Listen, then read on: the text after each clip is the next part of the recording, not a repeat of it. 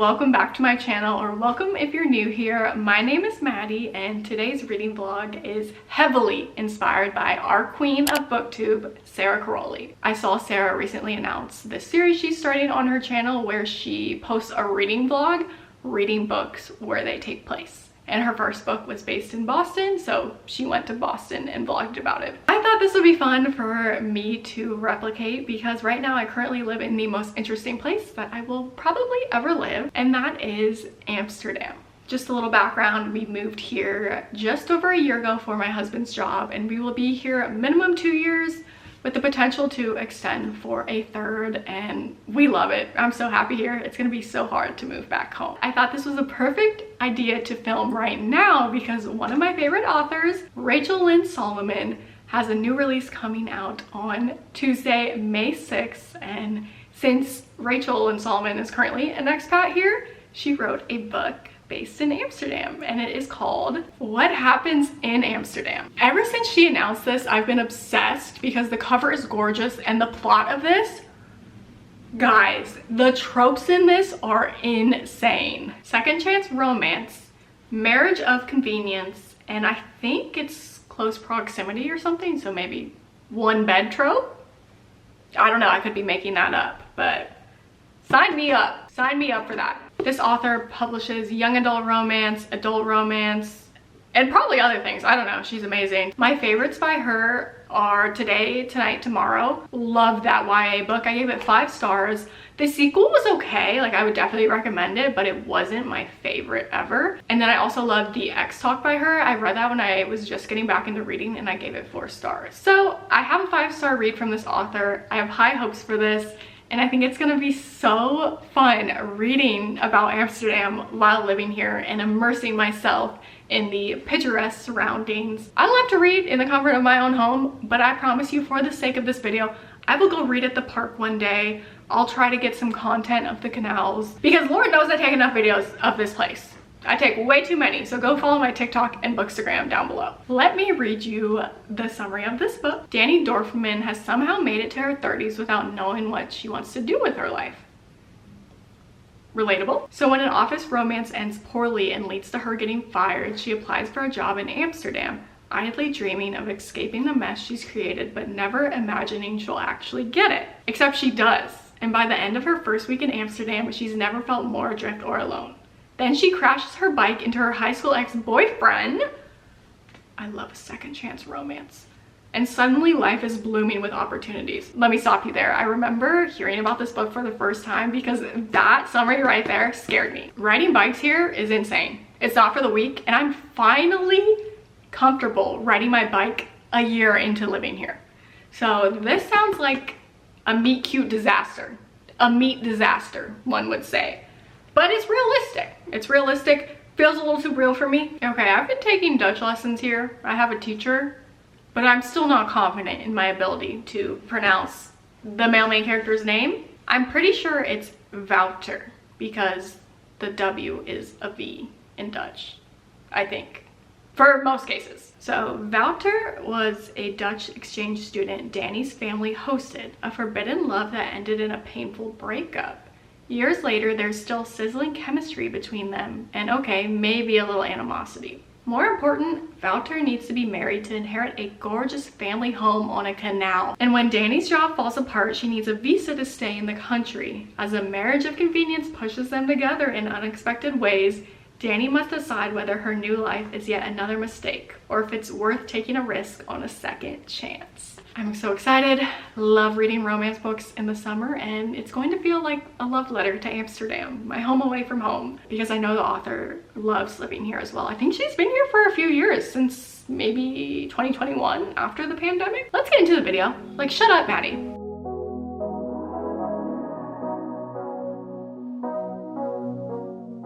I don't wanna call you later. You're tearing my heart up like it's paper, and somehow you turn to a stranger. We used to work, now I'm trying to make sure that we're both on the same page. I don't want it to complicate. I know you're riding away.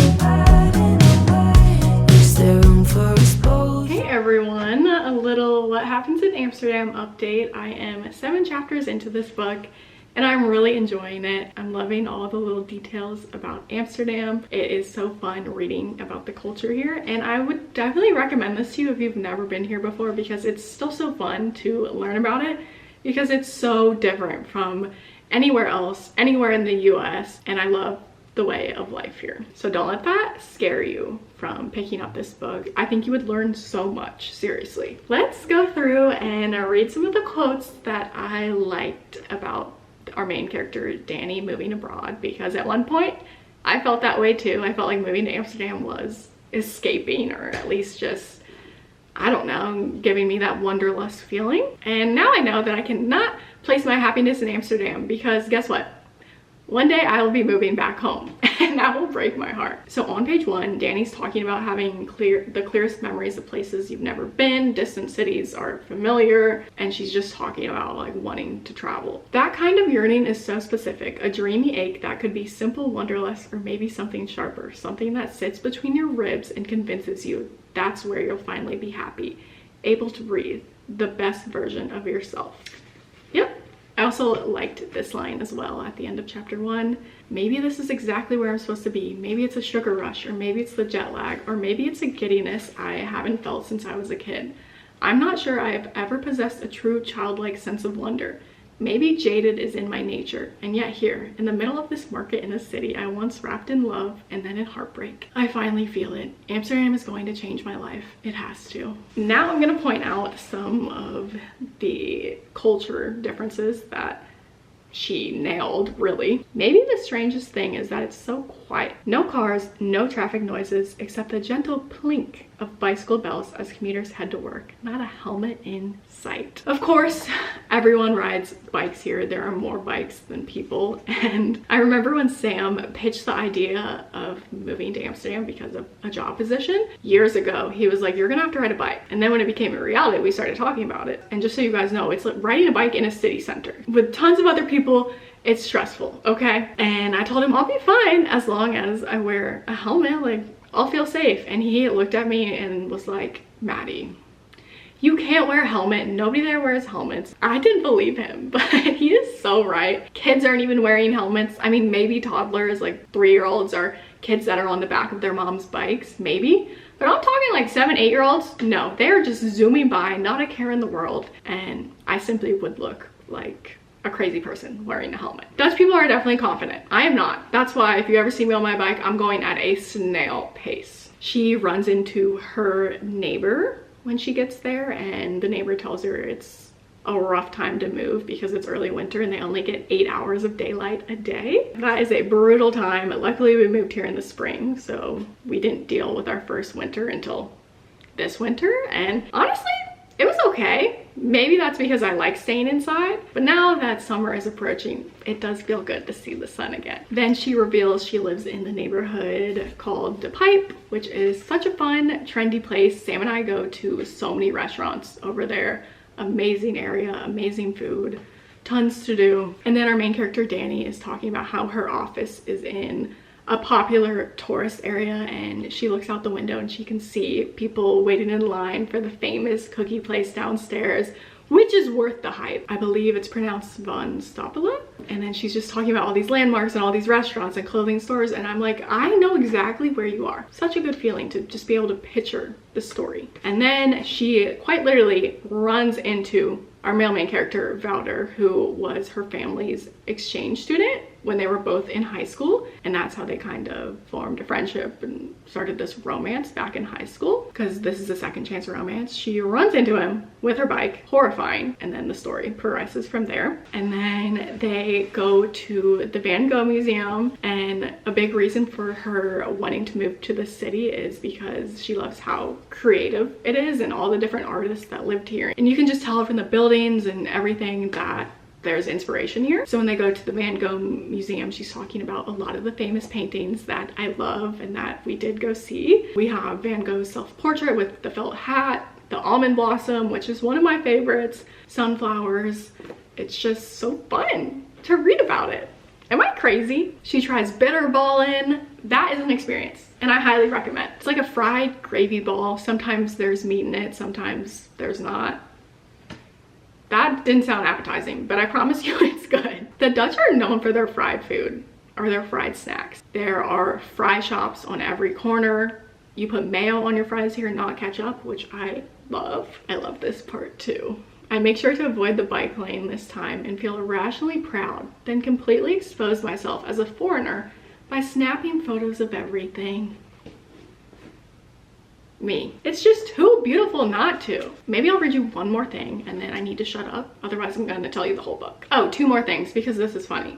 She's talking about how she doesn't fit in here and she says, because I feel like the most pathetic American, just give me an Uncle Sam hat and a bucket of hot wings because there's no way I'm ever blending in here. Me, the first time I leave the house in athleisure, not acceptable. Last thing, I promise. Every public toilet I've encountered, a toilet, not a bathroom, because here it's only a bathroom if there's a shower, has the tiniest sink I've ever seen with one tap for absolutely freezing water.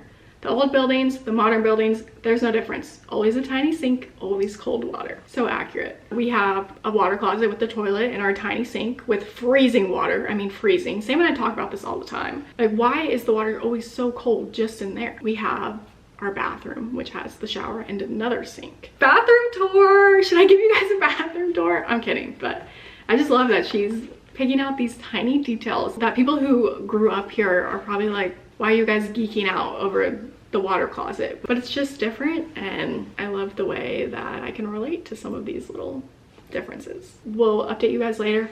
I'm hoping to get halfway through with the book by the end of tonight. Bye. Okay, plot twist. It started to warm up outside. It's now 62 degrees and the sun's out a little bit. So, might go get some fresh air, try to get some sun even though the UV is probably -10. And we're gonna go read at the park for a little bit. Let's go. Saw your silhouette in the backlight. Swear we could have met in a past life. Dreaming every night like the last time. So I end all my days with you. Yeah, we should share a backseat in a taxi to get home.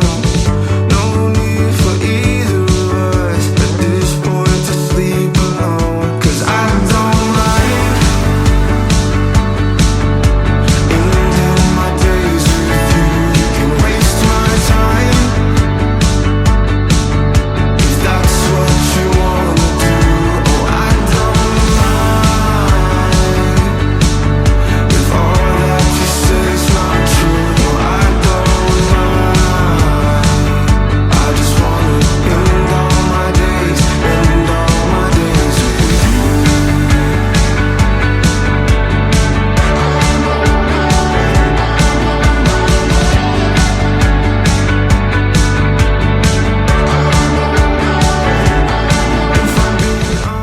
Time for a much overdue update. I was worried for a minute there that this video was going to be a flop because I didn't think I was going to be able to finish this book while still in Amsterdam, because we're actually going on a trip this weekend and we're going on a cruise. And I didn't want to have to take this book with me and finish it because then this whole video was a fail. But I am definitely capable of finishing this before we leave now that I've gotten further into it. I know I said earlier on that I think this could be a 5-star read, and I'm still really enjoying it, but I don't know if it will be a 5-star read. I'm not getting that feeling. I'm having a really great time and I really love the characters, but we'll have to see because I'm not even in the thick of it yet, I guess. I could be eating my words. Who knows? I love both of our main characters. I think Danny is so relatable. She feels like she's behind in her life. She doesn't know what she wants to do for her career. She doesn't know what she's passionate about. All of her friends are married and have kids. I think we've all been there. We all feel behind. I'm constantly feeling behind in life. For what? I don't know. But that's silly. Like, who cares? And she's slowly starting to learn that. And I think our real main character, Wouter, is just a sweetheart. I also love that this is the second chance romance because we're still getting bits and pieces from their relationship in high school, and their relationship in the present is so wholesome now, but even hearing about how they were together in high school, it's just so pure. I love young love, and that's why I love second chance romances, because there's history and everything is so much more emotional, and I love seeing two people work through their problems and come out stronger in the end. Now, let's talk about a few more Dutch traditions or places in Amsterdam that have popped up in this book. First, we have King's Day, which actually just happened a few weeks ago. King's Day is when the whole country celebrates the king's birthday and everybody just goes full out. Everybody's wearing orange head to toe. People are day drinking into the night, partying, dancing in the streets. The canals are so crowded. There's boats everywhere. It's a lot of fun, but it also can be overwhelming. But I like the idea of it, like one big party. And then the Dutch word, I don't even want to say it. Like I know I'm gonna say it wrong. Gezellig. But the G is more guttural than that. I'm just a failure. Sorry, I ran out of storage and I think the camera looks clearer now. I don't know. What I was trying to say is gezellig. But I'm not saying that right, so I apologize for real. I'm trying. But I just love the meaning behind that word, and it doesn't translate to anything in English, but it kind of just means cozy. In the book it says, it's the relaxed time you spend with friends and family in a cozy, comfortable place, a feeling of togetherness. Love that word. It's one of the first ones I learned. Oh, I thought this was really funny when Danny went to the grocery store and she's talking to, I think, Wouter's friends about how there's only one brand of everything. Like if you want diced tomatoes at Jumbo or Albert Heijn, there's one brand. It's the Jumbo brand or the Albert Heijn brand. That's it. And it's something that honestly should be normal in the US, but it's not, because you go to the grocery store and you have 20 different brands of olives to choose from. I mean, personally, I always go for the cheaper one, but also, why do you need 20 different options if you know what you need, you know? Here you just have one brand, one jar, and if it's out, it's out. So I'm glad I'm not the only one that noticed that, because Sam and I talk about that all the time, and honestly it makes more sense, and that's why the grocery stores here are smaller. They may be smaller, but there's definitely more of them all throughout the city, or every few steps it feels like. Oh, and then my favorite Dutch word that is also mentioned in here is lekker, and that translates to yummy or good or enjoyable. Like when you're eating something and you like it, people say lekker. I just looked it up. It can also mean tasty. That makes the most sense. Okay, and then this quote is cute. It has nothing to do with Amsterdam, but it just made me smile. And Danny says it. No one had ever made me feel interesting before you. Which, now that I'm thinking about it, that's kind of sad. But you guys get the sentiment of it. Like, Wouter made her feel so special. And the more I say his name, the more I think I'm butchering it. Wouter. Do you like emphasize the T? I don't know. Comment down below. I tend to overthink everything as time goes on, you know. You know how it be. Oh my gosh, and there is actually a lot of banter that I'm enjoying in here, and tension. Also, Wouter does so many cute little acts of service, or I mean maybe gift giving more so. So I definitely love that, because those are definitely my love languages. And words of affirmation. Well, all of them, really. Page 200 made me so emotional. Danny's on a canal boat ride with some of her friends, and she's just looking at the city and the canals during golden hour, and this is what she says. My breath catches in my lungs. It feels like magic, the way time stops for a moment in this city I thought had rejected me, when I only needed to give it a chance to truly come alive. This place doesn't have to be an escape from a life that wasn't making me happy, I realized. It doesn't have to be temporary, a spot for me to pick up the pieces before moving on to something better. It could be my home. Okay, and then am I the only one that loves when two characters are like go out together that obviously have feelings for each other, but they're too shy, or like they're not brave enough to do anything about it or tell the other person their feelings yet? So they get drunk and then they almost have a moment where they're like kissing and they're making out, and then I love when one of them is like, wait, we shouldn't do this while we're drunk, you know, we need to be sober for this. And that's what happened between Danny and Wouter. He stopped it, you know, because he was like, I don't want you to regret anything. And then later he says, I didn't want to kiss you if my senses were the slightest bit impaired. Being around you already does enough of that.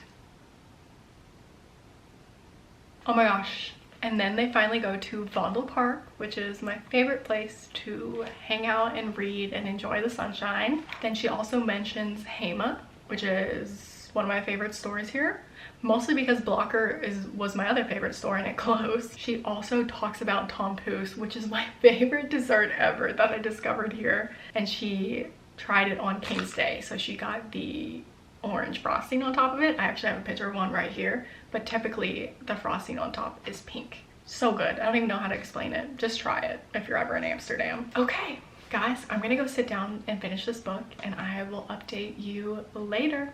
Mine, he writes, and puts it on my upper thigh. I was wondering when that part was going to come up because I saw the author, Rachel Lynn Solomon, posted a screenshot of that sentence and then had Guilty as Sin playing in the background, because if you don't know, that's pretty similar to a line in Guilty and Sin off of Tortured Poets Department. Rachel wanted to include this moment in the book because she is, one, a Swiftie, and two, she went to the Amsterdam Eras tour here. I forget which night, but Taylor played Guilty as Sin during that night. So it's kind of like an Easter egg, which is exactly what Taylor Swift does too. And it's funny that Guilty as Sin was a surprise song in Amsterdam because it was also a surprise song when I went to the concert a few months before in Stockholm. And I remember being so excited because I love that song as well.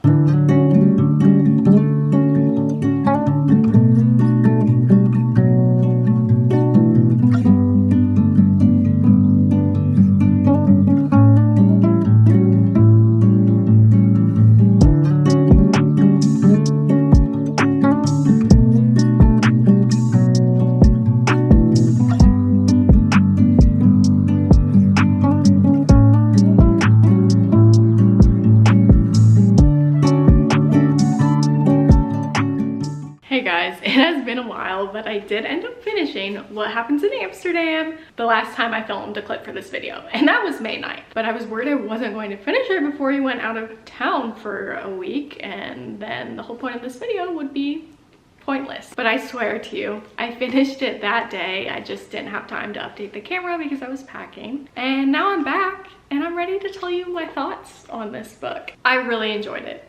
It's not a 5-star read. I was kind of realizing that as I was getting closer to the end of the book, just because it didn't give me that 5-star feeling.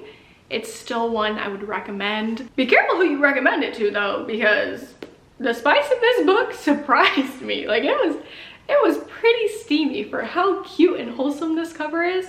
That's fine with me. I don't mind a spicy scene. It was just really spicy. So don't be recommending this to your mom or your grandma, or do if they enjoy that. I don't know. It was just a wholesome romance. They both loved each other so much. I ended up highlighting a lot of scenes and quotes and dialogue in this story.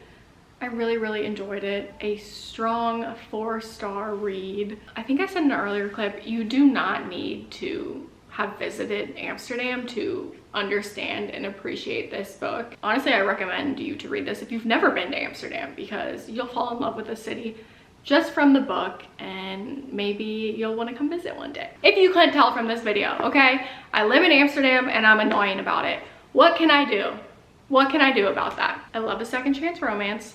Second chance romances are just so deeply emotional to me, and I love seeing a couple work through their history and just coming out stronger. I don't know, I love a second chance romance. How many times have I said that? I also learned a lot from this book. I learned some new Dutch phrases that I was unaware of. I learned more about Dutch history and traditions. Like for example, when students graduate, I think high school or college or some sort of impressive program here, you put a backpack on the flagpole outside your apartment, outside your house, and that means you have a graduate in your family, which is so cool because I've definitely noticed that before, but I never put it together. There were so many things I just loved reading about in this story, and it's one I will recommend until the end of time. If you haven't read anything by Rachel Lynn Solomon, go read something by her because she really is an amazing author. I loved filming this. Thank you, Sara Carolli, again for this wonderful idea. And I loved talking about Amsterdam and the Netherlands in general. It has become my home away from home, and I love it here. And it's definitely going to be a heartbreak when we move back home. But for now, we are just so thankful to spend our time here